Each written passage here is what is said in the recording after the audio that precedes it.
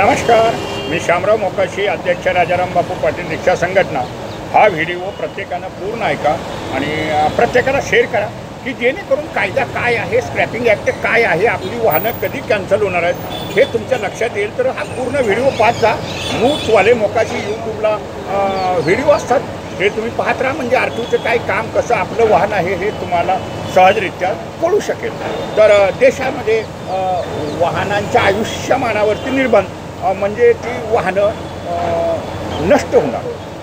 म्हणजे आता कुठली वाहनं कशी नष्ट होऊ शकतील, महाराष्ट्र शासनानं बी प्रत्येक राज्यानं बी नोटिफिकेशन काढलेले आहेत आणि त्याची अंमलबजावणी आता चालू झालेली आहे। म्हणजे रिक्षा, टॅक्सी, एस टी महामंडळ बी त्याच्यात आलं, त्यांची बी वाहनं आली, एस टी नगरपालिका परिवहन सेवेची वाहनं आली। मग ही 15 वर्षाची वाहनं ही वापरातून बाद होणार आहे। त्याच्यामुळं ह्या स्कूल बस बी त्याच्यात आहेत, वडाप आहे, डमडम आहे, टमटम आहे, रिक्षा आहेत।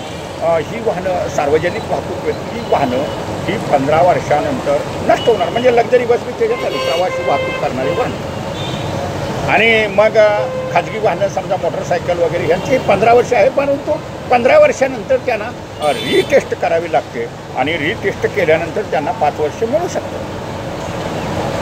परंतु जुनं वाहन घेण्याचे सुद्धा व्यवसाय इथं फोपावलेले आहेत।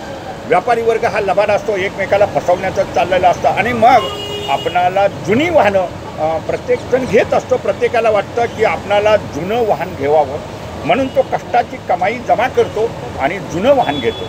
तर जुनं वाहन घेताना एवढंच लक्षात घ्या, स्क्रॅपिंग ॲक्ट हा झालेला आहे, तर 15 वर्षाची वाहनं ही कॅन्सल होणार आहे।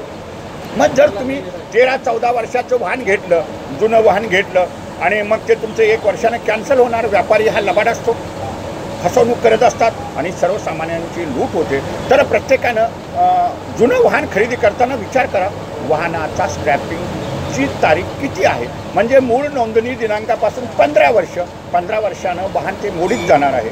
आणि जर तुम्ही तसं फसवणूक करून तुम्ही जर वाहन घेतलं सा आणि जर तुमचं वर्षानं, 6 महिन्यानं, 2 वर्षानं जर ते वाहन मोडीत गेलं तर तुमची कष्टाची कमाई ही हडप होणार आहे।